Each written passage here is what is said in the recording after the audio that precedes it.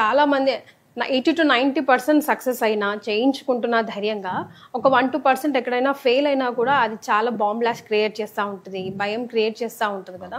So మీ సర్వీస్లో the best మీరు చేసింది, వర్క్ సాటిస్ఫాక్షన్ మీకు ఇచ్చింది ఏమైనా ఉంటే షేర్ చేయండి సార్. Story, client story. చాలా మటుకు అంటే ప్రీ మ్యారేజ్ అప్పుడే మాకు చాలా మటుకు వచ్చేవాళ్ళు కూడా.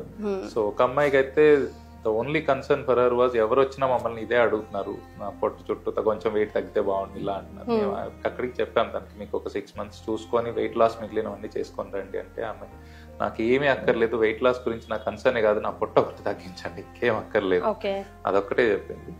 బట్ దెన్ అదే అంటే మేము అది ఎన్ని డయట్లు అవన్నీ చెప్పినా కూడా she was not ready to accept.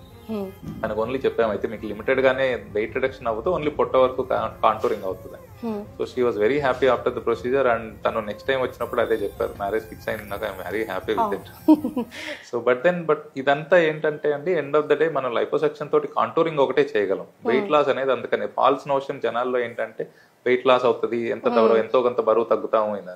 So అదొక్కటి చేయించుకోవడానికి అయితే ఇంట్రెస్ట్ చూపించకూడదు వెయిట్ లాస్ కోసం.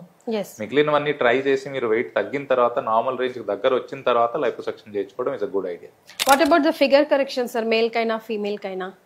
అదేండి, definitely it's a good contouring modality. అంటే ఎప్పుడైనా మీకు మిగిలిన ఇప్పుడు కొంతమంది హెచ్డి